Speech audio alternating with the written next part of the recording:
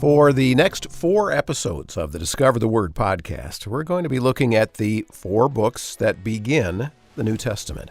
4 accounts, 4 ancient biographies of the life of Jesus. We call them the Gospels of Matthew, Mark, Luke, and John, that from 4 different perspectives tell how Jesus is at the center of the bigger story the Bible is telling.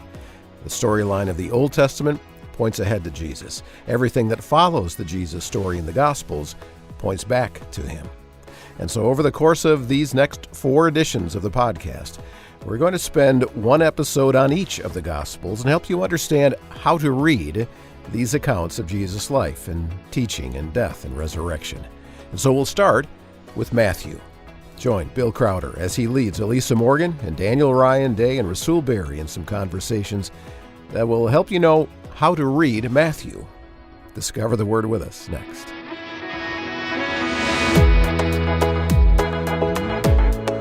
And welcome to Discover the Word, a Bible engagement effort of Our Daily Bread Ministries, in which we invite you to be part of a group of friends as they explore topics and passages that inform the way we read the Scriptures, challenge us as we live our lives as followers of Christ, and point us to discover Jesus in the pages of the Bible. And as I said, the part of our larger group involved in this study are Bill and Elisa and Daniel and Rasul. Mark DeHaan and Vivian Mabuni are also members of the Discover the Word group, but they are just not part of this study. And so, how to read each of the 4 Gospels is what we'll be discussing together. And we're going to begin with Matthew, who the author was, who his primary audience seemed to be, what some distinctives are about how he arranged and communicated the message he was trying to get across. All that and more is what we'll get into as we explore together how to read Matthew. And so, why don't you go ahead and pull your chair up to the table with the group, and we will get started. Elisa, in particular, in our early days together, working here with Discover the Word, when it was just you and myself and Mart, we did some things intentionally because we had a particular hermeneutic, which is a grid through which you read the Scripture, right? We had a particular hermeneutic that we were trying to teach through the program and the way we handled the Scriptures. And as a result of that, we did some weeks of programs that were called what? Discover the Word 101. Exactly. And for anybody who's ever gone to college, you know that 101 is a first semester freshman class. Mm-hmm. Right? Yep. It's just basics, core fundamentals, starting point ideas on whatever the particular subject is. We kind of want to return to that idea for our conversations this time around and welcome Rasul and Daniel to join us in a Discover the Word 101 conversation on reading the Gospel of Matthew. You guys ready to go? Yeah. I just enjoy being a freshman again. Yeah. Okay, so for our first conversation, we just want to try and discover a little bit about Matthew himself and who he was, because he has been ascribed authorship of this by tradition. Okay. One of the shocking things that we hardly ever give any thought to, none of the Gospels have a claimed authorship. None of them do. But in early church history, the early church fathers, who by definition were much closer to the original times of these events than we are, had good reasoning and good thinking as to why they attributed authorship of this particular gospel record to Matthew.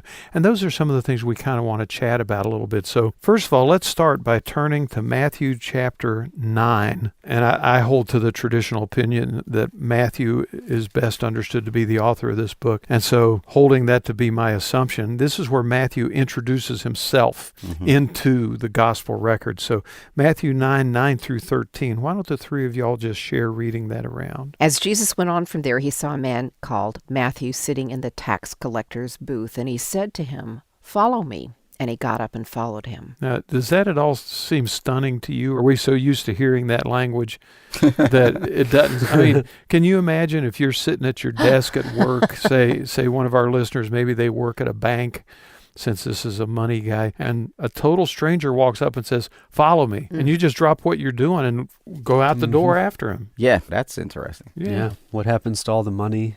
Who goes in and finishes collecting for the day. What are they going to do for income for the rest of their lives? Because they just quit their jobs. So, okay, please continue, Elisa. Okay.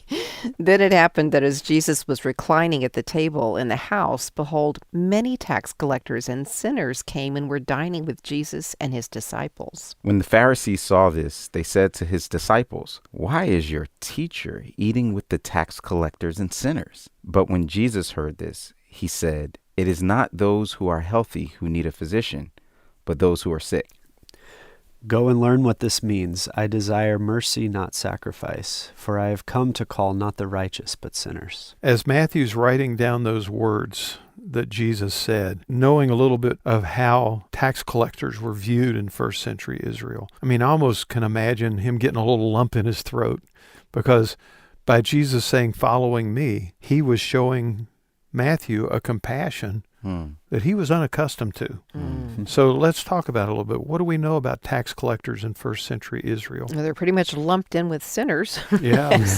as the criticism came. Yeah, and they would be considered to some extent a traitor to their own people, because they're not only supporting Rome's domination of the nation, but they're actually contributing to the heavy tax burden that Rome had on the people by collecting that, and then not just collecting it, but getting paid through taking money from their fellow Israelites. Yeah, I think of the type of disdain that those who are being subjugated by a greater power have for those of their fellow people is, I think, a sense of the type of resentment that first century Jews had toward tax collectors as a result of Rome being a oppressive colonizing force and them being essentially an agent of that empire. Yeah, the term that I think we hear sometimes used for that kind of a role is a collaborator, because they're joining the hated oppressor in their work of hated oppression in that sense. And they personally benefit. Yeah, and they personally benefit. And society has a way of striking back against that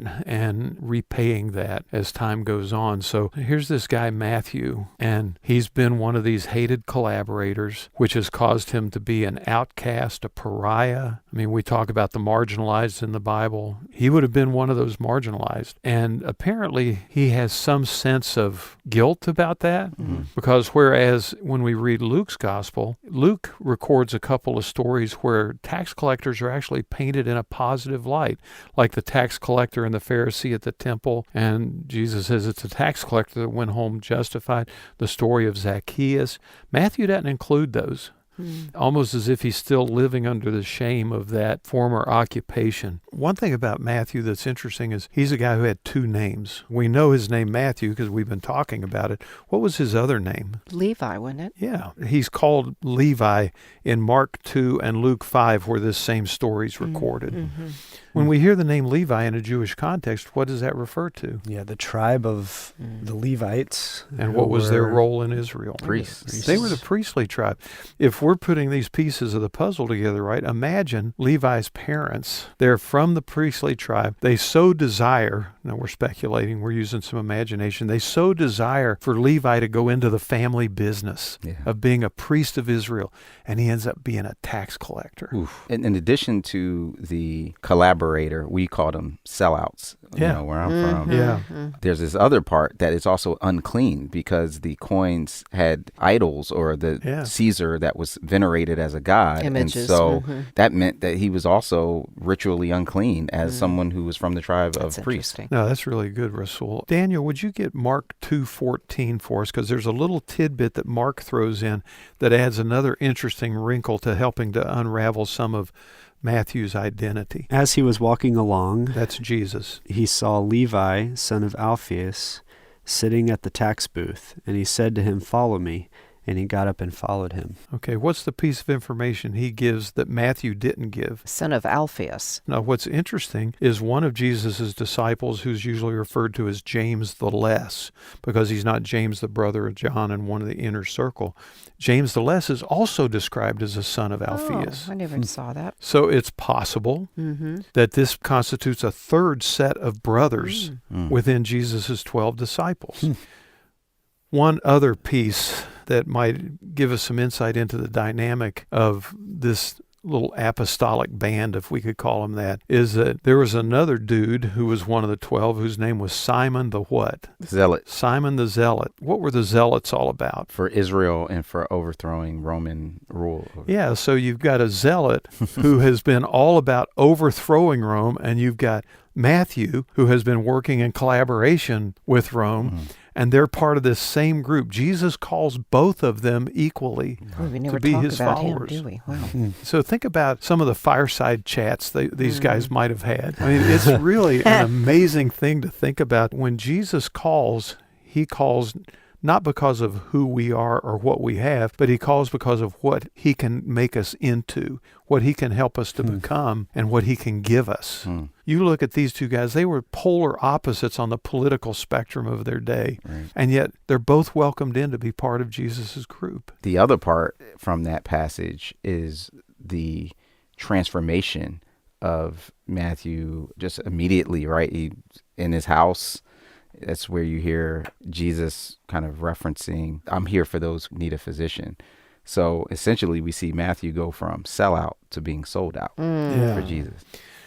One final thing is that one of the reasons we talk about why would they ascribe Matthew's authorship to this book. First of all, tax collectors would have had to be able to read and write, which was unusual in the ancient world. Literacy was not widespread. But second of all, he mentions money more than any other writer in the New Testament. I mean, it's almost like this is what I understand. And so he keeps finding ways to talk about it.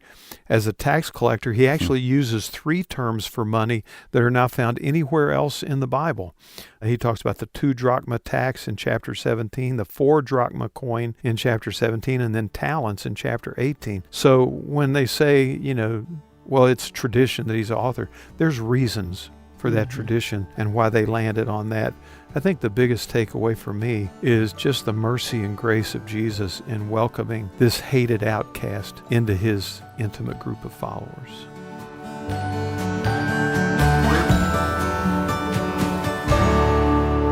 As we kind of journey through Matthew, one thought that's been in the back of my mind is how different it is that in current books that we see, the first thing you see on there is by so-and-so, the author's name. Whereas in the Gospels, you don't see any name of someone attributed to the book. What do you think that means about, or could mean about, the value of having that authorship clear in the time that it was written versus how we think about it? Well, I think, and I'm going to give you my opinion because this is just my thinking on it. Y'all may disagree.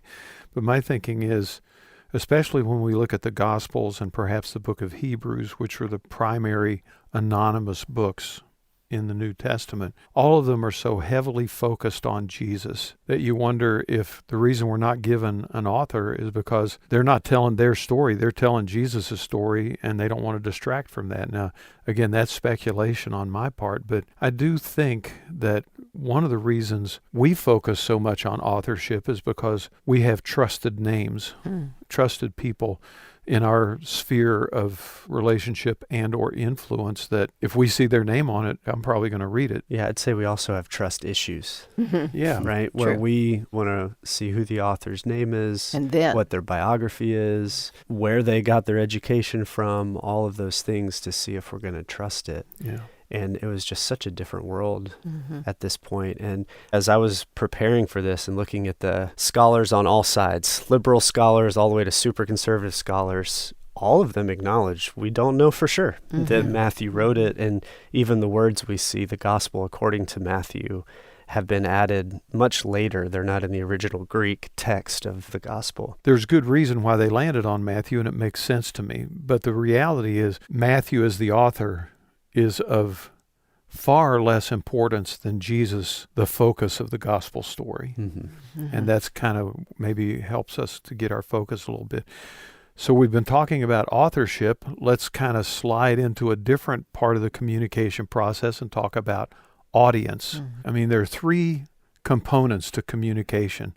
There's the presenter, there's the content that's presented, and there's the audience that's being presented to. All 3 of those play a significant role. And sometimes the audience will have an impact on how the content is presented, because you want to present it in a way that will relate to them and that they can respond to. So with that in mind, let's look again at Matthew's Gospel. Rasul, would you start us off by reading Matthew chapter 1, verses 1 and 2? The record of the genealogy of Jesus the Messiah, the son of David, the son of Abraham. Abraham was the father of Isaac, Isaac the father of Jacob, and Jacob the father of Judah and his brothers. If we don't know anything about his audience, I think most Western readers of the Bible would say the most absolutely boring wall-to-wall way to start a book would be with a genealogy, because that's not our culture, right? Right. Yeah, and we're so hyper-individualist Yes. that even just having a sense of our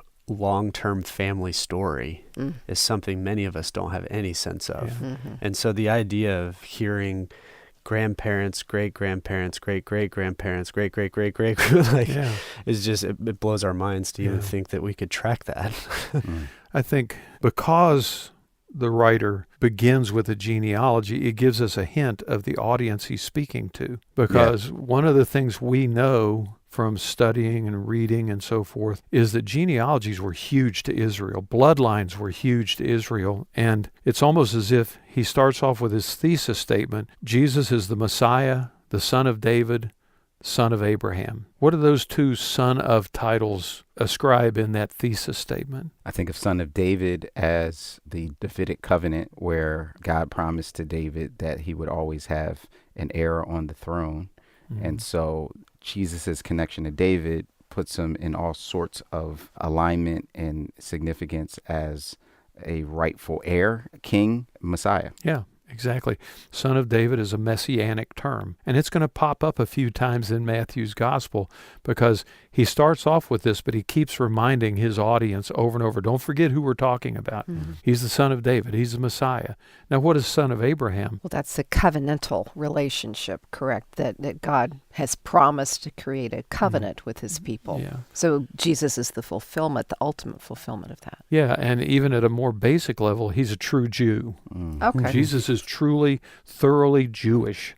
He's a son of Abraham. And so when we start kind of formulating who is the primary audience, the target audience, to use today's language, to which the author is writing, it becomes fairly clear from the very outset that he's interested in Jewish people reading this and recognizing that Jesus is the son of David and the king that was promised. Okay? So let's kind of throw around some other things in here that we find in Matthew's Gospel that help us to understand why his audience must have been primarily Jewish. And while you're thinking about that a little bit, I remember when Daryl Bach was with us from Dallas Seminary, and Daryl made a really impactful statement in the way I looked at the Gospels. I'd never thought about it before. He said, Matthew, Mark, and Luke are Gospel stories written from the ground up. John is written from heaven down. Oh, yeah. You remember that? Yeah. Because so good. Matthew and Luke start with birth narratives. Mark starts with baptism. So those start here on earth. John starts with, in the beginning was the Word.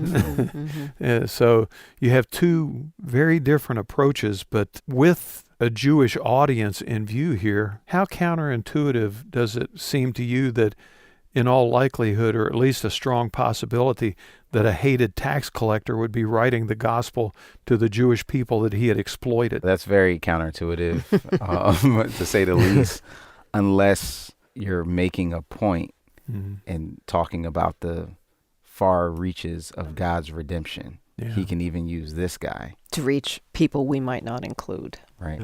Or maybe to where the people are that are receiving the gospel too. Because if they're in Jerusalem being handed this and it's known that it's coming from Matthew, they're going to really struggle with that. But if they're out in the outreaches of the Roman Empire in different corners and trying to figure out what does life look like as both a Jewish person but in this Roman province way out, it may be very good for them to read someone who's been navigating that space in a very unique way too. I think it's a fascinating question, because you look at the four Gospels and the attributed writers, two of them were direct disciples of Jesus. Mark was kind of a second generation follower of Jesus, and so was Luke. And so we have 4 very different perspectives that each of them are writing, but each of them are writing to a very specific audience. And in Matthew's case, it seems to be a Jewish audience. And one of the things that hints to us of the Jewish audience is that Matthew dips so heavily into the Old Testament scriptures, the Jewish scriptures. There's more than 50 direct quotes of the Old Testament in Matthew, and some 75 or so allusions to Old Testament events. And this is Matthew, the Levite who was born to the priestly line. That sounds more like that than a tax collector, because his grasp of the Old Testament is pretty profound, actually. Yeah, and I think the way that those scriptures and customs are presented, not heavily explained like John does. Yeah. And Matthew is just kind of presented as if the audience knows that this is what happens. And that goes back to when we had Randy Richards and Brandon O'Brien, and they talked about misreading scripture with Western eyes. Anything that comes to us from a different culture is when someone's writing to a specific culture, there are things that are left unsaid because, as you said, Rasul, the audience already knows that. They don't have to take time and space to explain to them stuff they already know. But when Mark, who we believe was writing to a Roman audience, when Mark describes some of those same events, he pauses to explain, well, this is why they were doing that, because they had a custom that they wash everything in their ceremonial cleansings and all. So he explains stuff to his audience. Matthew doesn't feel the need to do that. Those are things that are left unsaid. Yeah. He also frequently talks about ceremonial practices and things like that. He talks about, for much of the gospel, the focus is on the lost sheep of the house of what? Israel.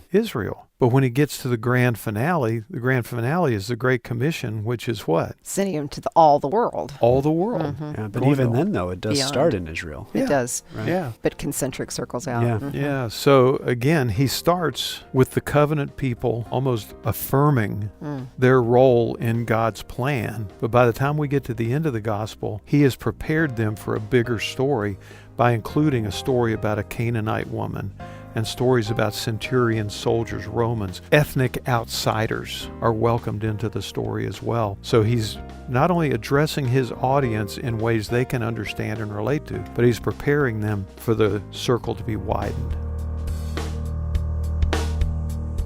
And so that is an important thing the Gospel of Matthew does for us.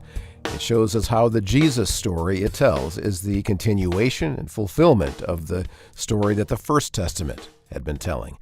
And that was important for the Jewish audiences he had in mind, and it's important for us to know today as well as we read. Everything makes so much more sense when you read it with that context as the foundation. Well, our conversations in this episode of the Discover the Word podcast are called How to Read Matthew. And in the next segment, we're going to talk about perspective and how 2 words represent the perspective from which Matthew tells the Jesus story. Those 2 words are king and kingdom. With our conversations about author and audience as the background, why those 2 words are such an important part of how to read Matthew is what we'll discover after we take a short break.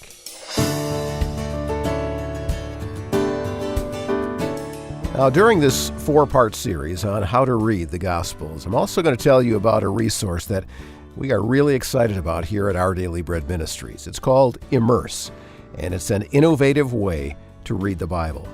And I hope that what I tell you about Immerse over these next 4 podcasts will motivate you to use this Bible personally and with a community of others that you have.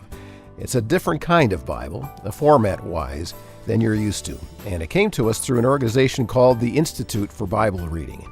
In the last year, the Institute and Our Daily Bread Ministries merged to combine our efforts to fuel a global Bible engagement movement. And the Immerse Bible is going to be a huge part of that.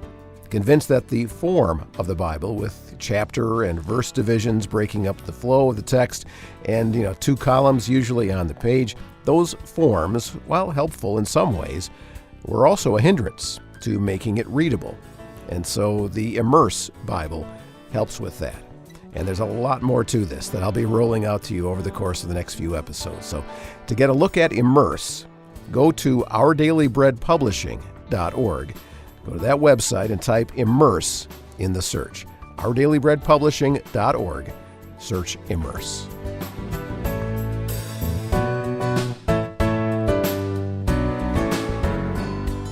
And so now, let's listen as Bill and Elisa and Daniel and Rasul talk about perspective and give us those two key words and ideas that represent the perspective from which Matthew tells us the gospel of Jesus Christ.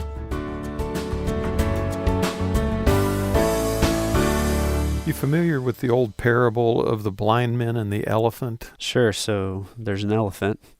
And there's some blind men, And there's right? some men that can't see, and each of them is at a different place on the elephant. So one of them might be feeling the tail and thinking that an elephant is something, small and rope-like, and then someone might be feeling the leg and feel like it's almost like a tree trunk, but kind of leathery, and then one might be feeling the tusk and think that the elephant is hard and pointed, and each one of them has a different perspective on the elephant. Yeah, which one of them's wrong? The one who thinks they're the only one that understands who the elephant is. None of them are wrong, and none of them are fully right. Yeah. It's a parable about perspective. Yeah. I think that's helpful as we launch into our next conversation about the Gospel of Matthew, because we have 4 gospel accounts. They're witnesses to Jesus, and each one of the writers, as we saw in our last conversation, is writing to a different audience, and that makes a difference in how they present the story. But they're also emphasizing different things that they want their audience to take away. And when we come to Matthew's gospel, we saw in chapter 1, verse 1, his first description of Jesus is what? Son of David. Son of David. And son of Abraham, yeah. Yeah, and specifically the son of David was a messianic term that depicted his right to the throne of Israel as king. That becomes the dominant theme in Matthew's gospel. Jesus is the king who initiates a better kingdom. So when we read the Gospel of Matthew, I would invite our listeners to maybe make a note in their Bible that when they start reading through Matthew, look for all the references to king and kingdom, because that's the story Matthew is trying to tell about Jesus to his Jewish audience. So to get a handle on that, Elisa, would you read for us Matthew 2, verse 2? Where is he who has been born King of the Jews? For we saw his star in the east and have come to worship him. Okay, now who's speaking there? These are the Magi. Yeah, the wise men. Mm-hmm. And they come and just put it right out front. Where is he who is born King of the Jews? This is part of the expanded birth narrative in Matthew's gospel. What's interesting is because Luke is telling the same story but differently, when he introduces the search for Jesus in Luke 2, he is born a Savior who is Christ the Lord, a Savior. That's very different from a king, isn't it? Yeah. And so you see there's going to be a different emphasis when Luke tells the story, and he lets you know that up front just by the way he introduces his primary character. Especially when the length of your writing is going to be dependent on the size of a scroll that you can get your hands on. Yeah. And, each of these Gospels, other than Mark, are very similar in size because of the fact that they only have so much, here it's, hey, we've got this much paper, let's fit it on there. And so you have to be much more specific in what pieces of the story you choose to tell, how you choose to tell it, how you describe them, and all of that. Well, and it goes back to the parable of the blind man, too, and the elephant, is that, there is a uniqueness. And I think you said in one of our conversations that you have 2 who are actually eyewitnesses and 2 who are maybe second generation.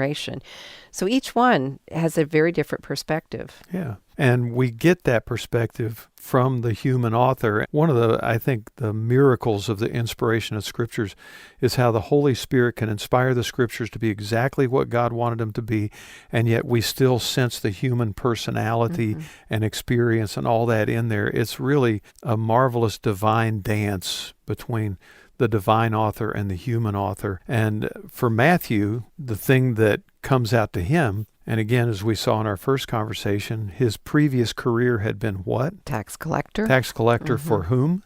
Rome. For Rome, whose king was Caesar. So he spent much of his adult life serving the wrong king. Wow. And now he's unpacking the story of this newer and greater and better king. And I think it's significant when you start trying to pull all these threads together. I wonder if that's also why in that first verse of the whole gospel, he starts with the son of David first. Yeah. Because he actually has the timeline backwards. Right. If you were doing timeline, it'd be son of Abraham, son of David. Yeah. But there at the beginning, That's it's good, son Dave. of David, Yeah. the king, Yeah. and then son of Abraham. And then he goes from Abraham to build Mm-hmm. the genealogy. Yeah, I think you're right, Daniel. I think that's his primary emphasis. Yes, Jesus was fully Jewish, but much more importantly, he was in the line of the king and was rightful heir to the throne. And so this theme of king comes up over and over again. But what's so interesting about it is that we see it primarily at the beginning of the book and at the end of the book. Once again, it's almost as if the author's saying, I don't want you to lose contact with this. I don't want you to forget this. This is my point. This is the story I'm telling. So we saw it in Matthew 2:2 with the Magi. Then we see it again in Matthew 21:5. Rasul, could you get that for us? Say to the daughter of Zion, behold, your king is coming to you, gentle and mounted on a donkey, even on a colt, the foal of a beast of burden. Okay, what event was that? Triumphal entry. Right. Yeah. So we've gone from the birth narrative now to the Passion Week and jumped everything in between to recapture this theme of Jesus as king. Behold, your king is coming. Then we go straight from there to Jesus' suffering. Elisa, would you read Matthew 27:29? And after twisting together a crown of thorns, they put it on his head and a reed in his right hand. And they knelt down before him and mocked him, saying, Hail, King of the Jews. They were doing it for the wrong reasons, but they had the right idea. Yeah, the right title. The right title was he was the king. Mm. Okay, Daniel, could you pick up Matthew 27:37? And above his head they put up the charge against him, which read, This is Jesus, the King of the Jews. And that's at the very beginning of the crucifixion event. Then you get closer to the end of the crucifixion event in verse 42 of Matthew 27. He saved others. He cannot save himself. He's the King of Israel. Let him come down now from the cross and we will believe in him. So just like the soldiers who were making the crown of thorns were calling him King of Jews in mockery, the Jewish onlookers to the crucifixion event are calling him the King of the Jews in sarcasm. In between, we have Pilate, who makes his declaration, this is the King of the Jews. Now, Bill, you said that the idea of king shows up at the beginning and the end. I'm wondering, is it just the reference to king? Because I'm thinking about how often Jesus says something about the kingdom of heaven in Matthew, Right. Yeah. which happens like in chapter 5, Sure. Sermon on the Mount, and stuff like that as well. Yeah, that's another part of the theme. He's the king of a greater kingdom. And Matthew refers to the kingdom more than 50 times. Wow. That's A lot. more than twice per chapter almost. And he's also very selective in his recording of Jesus' parables. I mean, we come into Luke, who's, again, telling the same story differently, and we get the parable of the Good Samaritan, the parable of the prodigal son, the parable of the lost coin and the lost sheep. 15 parables that Matthew records are all kingdom related. What shall I say about the kingdom? The kingdom is like a dragnet, or the kingdom is like a mustard plant. He makes all of these kingdom parables part of his theme, so that the theme of king and kingdom, you're right, Daniel, runs all the way through it, most notably in Matthew 5, which is, as you said, the Sermon on the Mount. Yeah, where he describes a very unexpected kingdom, Yeah. because he talks about all of the people that are included in that kingdom. And you would expect it to be, blessed are the wealthy, blessed are the strong, blessed are the healthy, blessed are those who have power. And instead, all of them are opposites. It's like, blessed are those who are poor in spirit, blessed are those who mourn, blessed are those who suffer. Yeah. This is countercultural. So you have Matthew, or Levi, who was very much working for this king in this kingdom, Caesar, in the Roman Empire, who's now being called to follow the true King of the Jews, who's now ushering in and presenting the policies of a new kingdom, and all of that is holding together this story and this narrative of the Gospel of Matthew. It's powerful, and he talks so much about all these parables of the kingdom, too. There's this shifting upside-down kingdom that he initiates that nobody expects, and there's all this argument about who's greatest in the kingdom. Yeah, there's this messianic expectation. You know, when Paul gives his brief version of the Christmas story in Galatians 4. He said, "For at the right time, God sent his son into the world to be born of a woman," and so forth. And this is part of it being the right time. There's this huge messianic expectation. We even hear the religious leaders arguing, don't mess with Jesus. I mean, there was this guy who came along and everybody tried to make him into something and it went away. If this is nothing, it's going to go away. But if it's of God, you might find yourself fighting God, right? And that's one of the reasons why there's so many times when the people wanted to take Jesus and make him king, because that's what their expectation was. But again, Jesus is a different kind of king, ushering in a different kind of kingdom. And like Matthew, which king am I serving?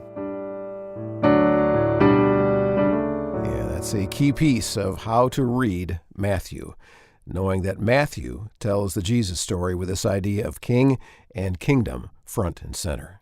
As they talked about at the beginning of that part of the conversation, that's the part of the elephant that Matthew is describing. But his is not the only perspective, as we'll see as we look at the other Gospels. But for this writer, Matthew, and the audience he had in mind that he was telling this account for, the king and kingdom image was important. And that's important for us today to know that as well. Well, next we'll be observing some of the tactics that Matthew used to execute his strategy of telling the Jesus story. So do you know what I mean when I talk about strategy and tactics? What's the difference, and how important is it really to try to figure out that when we read the Gospel of Matthew? Well, trust me, it is really important, and those are crucial things to identify if you want to know how to read Matthew. When you're handling an issue or dealing with something, what's the difference between a tactical approach and a strategic approach? I think about it like tactical is how do I address a specific challenge? So, for example, the tactic of packing a bag before I go on a trip versus the strategy of should I be going on the trip in the first place? That's very specific. Okay, that's good. That's helpful. If you're truly tactical, then you've also considered strategy and how to be strategic. And if you're strategic, you have to have some tactical aspects to approaching someone, especially if it's like a problem with someone's really struggling with something or whatever, and you need to confront them on that. Tactical is like, how can we work through this? Mm-hmm. Strategic is how do we work through it in a way that's positive and works for it. So it's like when you get messed up in what's the vision, what's the mission, what's the strategy, what's the goal. These are all just words, but it is like a big picture where you're headed. That's strategy. And tactic is more how you're going to get there. That's kind of what I was driving at. Way to go, Elisa. Thank you get you. a gold star today. Thank you. You're welcome. The way I look at it, and this is going to kind of feed in stuff from all three of you, is strategy is the big picture and tactics is the step-by-step. And it kind of goes to what you said, Rasul. Strategy is should I be going on this trip, but the tactic is I'm going on it, so I've got to have a plan for how to pack for it. It's that step-by-step plan that becomes more the tactical side of it, whereas the worth and value of the conference and going to it is more the strategic side. Does that make sense? Yeah. Mm-hmm. But to Daniel's point, they have to be connected. It doesn't do any good to have a strategy unless you have some tactics in mind of how to carry it out. By the same point, having a set of tactics that don't accomplish anything doesn't have value either. So there has to be connectivity between tactics and strategy. And to that end, in our last conversation, I would say we talked about Matthew's strategy for writing the Gospel of Matthew, and his strategy was to portray Jesus as King. King of a Kingdom. And not just a kingdom, but a better kingdom than the one that they were hoping for. So that's his strategy. So if he's going to accomplish that strategy with his audience that we've kind of agreed was a Jewish audience primarily, then what tactics would he use to accomplish all that? See what I'm saying? Yeah. This comes to how we read the Gospel of Matthew, because if we notice these things as we're reading, it gives us a better idea of what Matthew is doing to accomplish his goal, to fulfill his strategies. So let's talk a little bit about his tactics, and there are three of them, and these aren't original with me. I borrowed them from a commentary, which was really good and helpful, and that's why I borrowed them. The three tactics that they highlighted were the tactic of fulfillment, the tactic of mission, and the tactic of large teaching blocks. Now, those might seem disparate, but they all fit well in his strategy to communicate to the Jewish people their king and his kingdom. Okay. So let's start off by talking about fulfillment, and we kind of hit on that a little bit in an earlier conversation. When we talk about fulfillment, what is Jesus fulfilling? He's fulfilling prophecies, and that one makes quick sense to me. Yeah. You know, he is the king that's been promised. He's the Messiah that's been foretold. And yet at the same time, he's not fulfilling expectations There you go. Yeah. in the way that they assumed. Not in the way they assumed them. And that's where his tactic is so wise, because he's taking them back to their own ancient scriptures, right? Mm-hmm. To recalibrate their expectations to the kind of king they should have been looking for. There are like 50 direct quotes of the Old Testament in Matthew's Gospel, and over 75 allusions to Old Testament events. And that's staggering. That's 125 Old Testament references in 28 chapters of Matthew. Huge. Mm-hmm. That's astounding. And one of the things for our listeners to look for when you're reading Matthew's Gospel is he has kind of a little code that he uses to warn you that he's going to start talking about fulfillment. And it's the phrase, "This took place to fulfill what was spoken through the prophet." Okay? And in doing this, not only is he reconnecting them to the Old Testament, but he's also showing them how Jesus fulfills the Old Testament. To get to that specific phrase, and I want you to listen for it as we read around the table. Let's look at Matthew 21, verses 1 through 5. When they had approached Jerusalem and had come to Bethphage at the Mount of Olives, then Jesus sent 2 disciples, saying to them, "Go into the village opposite you, and immediately you will find a donkey tied there, and a colt with her. Untie them and bring them to me." If anyone says anything to you, you shall say, "The Lord has need of them," and immediately he will send them. This took place to fulfill what was spoken through the prophet, and that prophecy was, Say to the daughter of Zion, Behold, your king is coming to you, gentle and mounted on a donkey, even on a colt, the foal of a beast of burden. So here we see perfect tactical execution of his strategy, don't we? He's presenting to them their king. He's doing it as a fulfillment of Old Testament scriptures, and he does it by quoting a scripture that refers to the king doing exactly what Jesus was doing at that particular moment in history. So you see how his tactic supports his strategy. Yeah. It's really, I mean, on a human level, it's brilliant. Right. it is brilliant, and it's so clear Yeah. that those participating knew, it's like they were changed in the execution of it, Yeah. their expectations. Yeah. So fulfillment becomes a huge part of his tactical approach to fulfilling his strategy. The second part we saw was the part of mission. And this is a little bit more layered, if we could put it that way, because as we saw previously, at the beginning of Matthew's gospel, it is much more Israel-centric. But that expands as you work through the book, as more and more outsiders are welcomed in, and then we end up with the ends of the earth. So we see the beginning of it with its Israel-centric thing in Matthew 1:21 in the birth narrative where the angel speaks to Joseph. And what does he say there, Elisa? She will bear a son, and you will call his name Jesus, or he will save his people, or Israel, from their sins. Yeah, his people is a reference to Israel there. That's the beginning point. But then it extends to what we refer to as the Great Commission. Rasul, could you read us Matthew 28:19? Go therefore and make disciples of all nations, baptizing them in the name of the Father and the Son and the Holy Spirit. To their Jewish ears, that would have sounded like a new mission. Was it? No. Okay. So once again, Matthew is helping his listeners recalibrate their expectations, right? Because this harkens all the way back to Jesus being not only a son of David, but also a son of Abraham. Right. And what did God promise Abraham? That him and his descendants would be a blessing to all nations. All nations. And Jesus is commanding his disciples to make disciples of All nations. nations. So the story of Abraham finds its fulfillment in Jesus and the Great Commission, because the Jews had kind of abdicated that mission. And this is an aspect of fulfillment that they would not have expected, the Yeah. expansiveness of the mission. Yeah, the expansiveness of the mission was not only more than they would have expected, it was more than they probably wanted, because throughout their history, They were called to be a light to the Gentiles. Right. And most of the time they decided, no, thank you. Not so much. We're not going to do that. So the first part of Matthew's tactics are fulfillment. The second part is mission. The third part is what I like to call large teaching blocks. And this speaks to a couple of different issues, but Daniel, you reminded us that Jesus' first major teaching block was what? Sermon on the Mount. Sermon on the Mount. In other words, it's kind of the Magna Carta of Jesus' kingdom, this new thing that Jesus is going to build, and this is what it's going to look like, and it's going to be different than anything you've ever seen. That's Matthew 5 through chapter 7. Then there's a second major teaching block in 10:5 to 11:1 as he prepares his disciples for their local mission work. Then there's in chapter 13 a season of kingdom parables.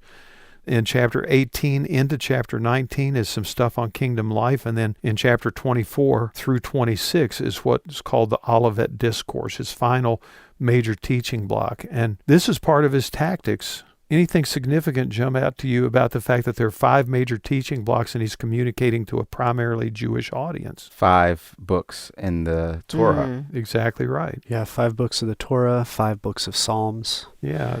They have been trained In fives. to process content that way in groups of 5. And so Matthew leverages that, I think, very wisely in presenting Jesus' teaching in 5 distinct sets. But as we think about the writer of this gospel, his tactics are absolutely tailored to accomplishing his strategy with his audience to communicate his message.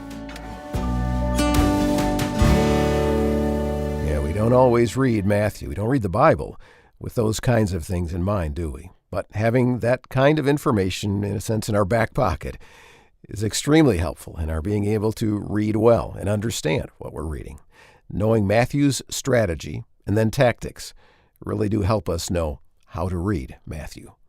And we call these 4 accounts of the life of Jesus at the beginning of the New Testament Gospels, don't we? Which, as we've said, means good news. And so what is it that makes Matthew's good news? And may there actually be a bad news aspect to his gospel?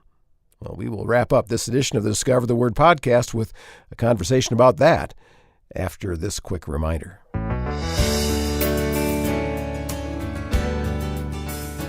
Now, we love hearing stories from our listeners who tell us about how they're growing in their daily walk with Christ because of what they're hearing. Let me read just a couple of comments that came to us recently. A listener named June in the U.S. said, "Discover the Word has become my morning coffee. I look forward to turning it on to learn more about the character of God each morning after I pray. I listen and join the group as I prepare for breakfast and take care of morning chores. It's an excellent resource for us to learn from God's Word, leaving no excuses for busyness. Thank you for all your ministry and dedication to understanding and applying the Scriptures." And then also a listener named Beth in Australia commented, "Love listening to these conversations and having a laugh with them all as well. I often listen twice and pick up pieces of information that I missed first time around." That was Beth from Australia. And you can partner with us in helping make the life-changing story and wisdom of the Bible come alive for people around the world by going online and clicking the Donation tab up at the top of our website at discovertheword.org. Click Donate at discovertheword.org.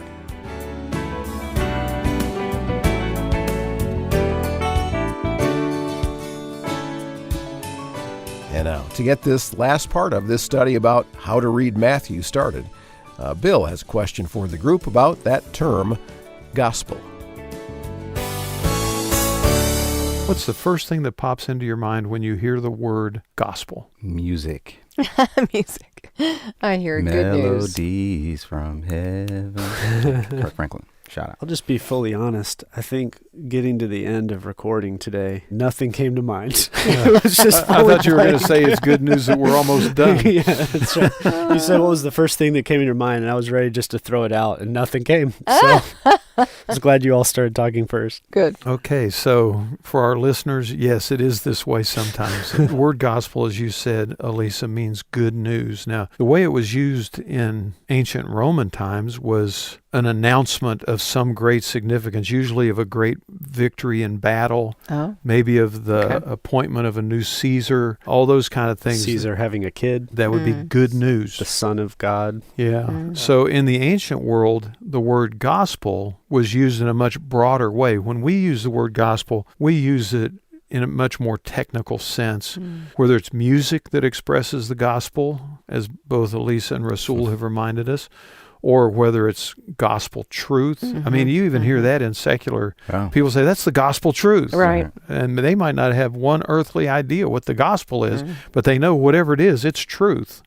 Because it's become the imprimatur of truth in that sense. We've been looking at the Gospel of Matthew in this series of conversations, and I'd like for us to think about what makes his gospel good news. Because sometimes when we present good news, it might be good news for you, but it might be bad news for somebody else. You know, maybe you get the promotion at work, but that's bad news for the other 12 people who applied for that position. So what makes his gospel good news? And I've got some stuff that I stole from John Stott, again, borrowing from people smarter than me, that will help us with that. But I just kind of want us to play with that a little bit. Well, one of the things you just set up there, Bill, it made me think is that it's good news for all. It's not just good news for one person or one kind of people. It's good news for everybody. Yeah, it starts small and ends up being good news for a much bigger group. And then also just the king and kingdom language that we've already talked about, that he's announcing Jesus as a better king of a better kingdom.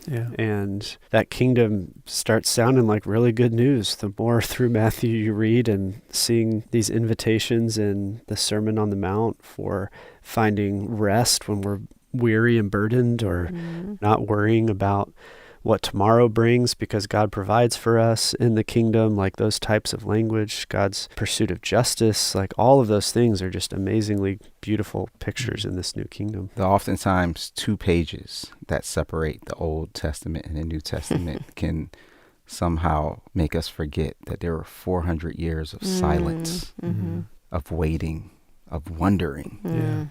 It's good. Is there anything else that is going to happen? Are the promises that God promised ever going to come true? And in the midst of that, we hear this fulfillment and see this genealogy. The son of David, the son of Abraham has come, and he is the fulfillment of those promises. And that is incredible news. You better believe it. That's so good. Yeah, and I think if I can play off of that a little bit, one of the things when we read the Gospel of Matthew in particular is easy to forget is that even though Matthew is the first book of the New Testament, the stories take place in Old Testament times, in a sense, because most of Matthew's gospel occurs before the cross and resurrection, which really launches the era of grace. Now, is there bad news in the gospel? Yeah. Okay, what's the bad news? I mean, one, that we do still live in a kingdom that is broken and fallen, in which there's still striving. There's sin that we have that causes us to need not just a king, but a savior. And we're still waiting. You know, we're waiting for different things. We're waiting for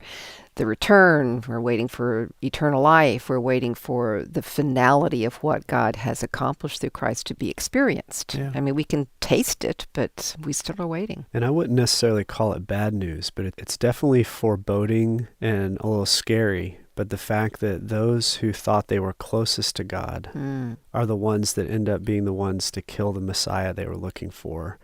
And then even in Jesus's closest circle, he had one that denied him, one that betrayed him, and then everybody else pretty much runs away from him. Yeah. And if that's true for those who are closest to Jesus and spent time with him, then what does that mean for me in my life? And so that's a foreboding sense that you get from the gospel too. Sobering. And I want to bounce off that just a little bit, Daniel, because I agree with you wholeheartedly. But in one sense, there's a good news, bad news thing with what you described. The bad news is, yes, the king has come and he's come to initiate a kingdom, but it's going to cost him his life. Oh, that's bad news. That's bad news. You're It's going right. to cost him his life. But the good news is he was willing to pay that price. not just to establish his kingdom, but to allow us to be a part of it. And the good news is he rose again. Yeah. Hey, New life. come on. Yeah, yeah. It's Friday, really but good. Sunday's coming. Yeah. That's right. Right. And that's the big surprise at the end of all of these gospel accounts is someone who was a hero who died doesn't stay dead. That's Yeah. just stunning.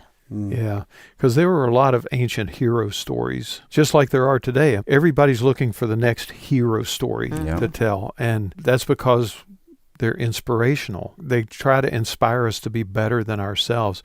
When Mel Gibson made the Passion of the Christ film, he was interviewed and they asked him, why did you want to make that film? He said, it's the ultimate hero story. He said, I've done hero movies before, like Braveheart and The Patriot and those. And he says, those are good stories. And I'm grateful to have been able to do those.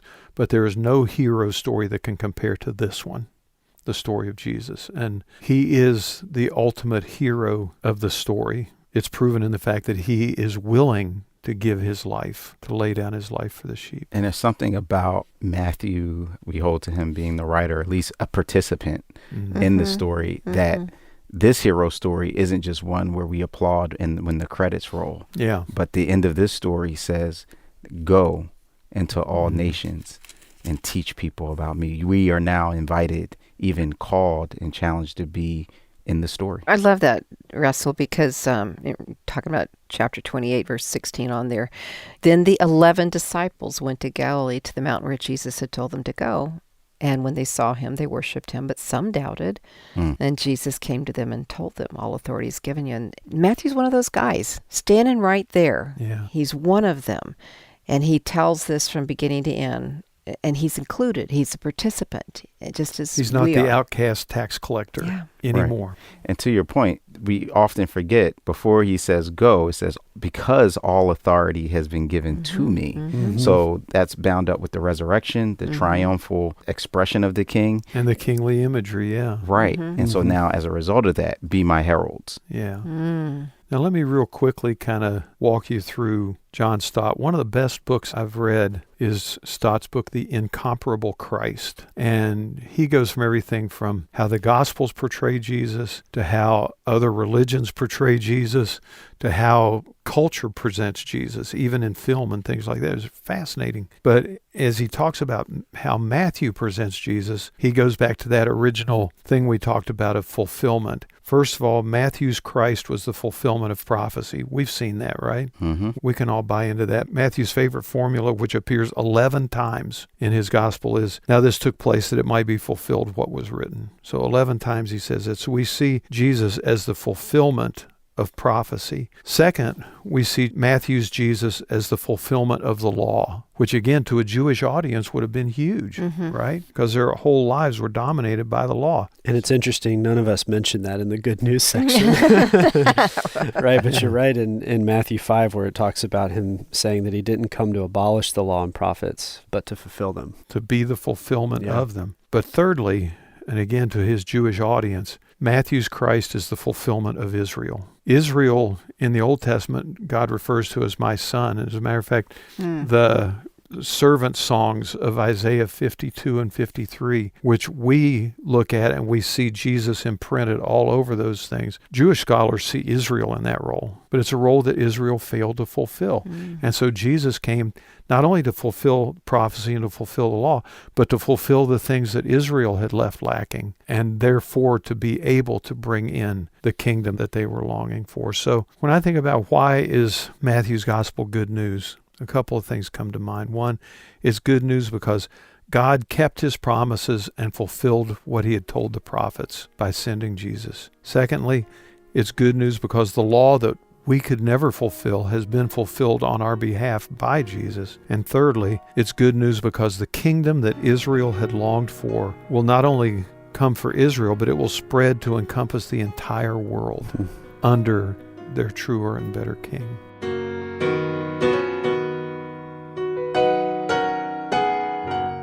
Yeah, and that's why Matthew's telling of the story of Jesus is good news. It is the gospel of Matthew. And I hope that this has been a helpful exercise in coming to better understand how to read Matthew. Bill Crowder leading the conversation with Elisa Morgan, Daniel Ryan Day, and Rasul Berry. And so now in our next episode, we will move on to the Gospel of Mark and do another of these Discover the Word 101 foundational studies of how to read Mark and the distinctive perspective that he brings to telling the story of Jesus.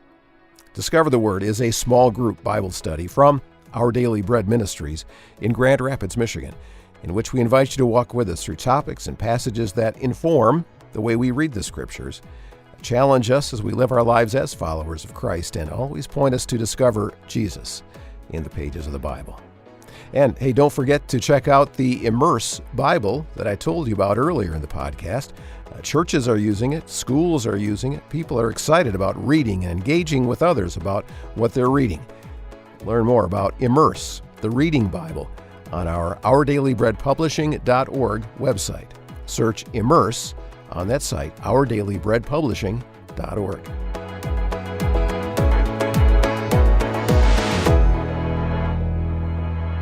Well, thanks for listening. I'm Brian Headinga. Discover the Word is provided by Our Daily Bread Ministries.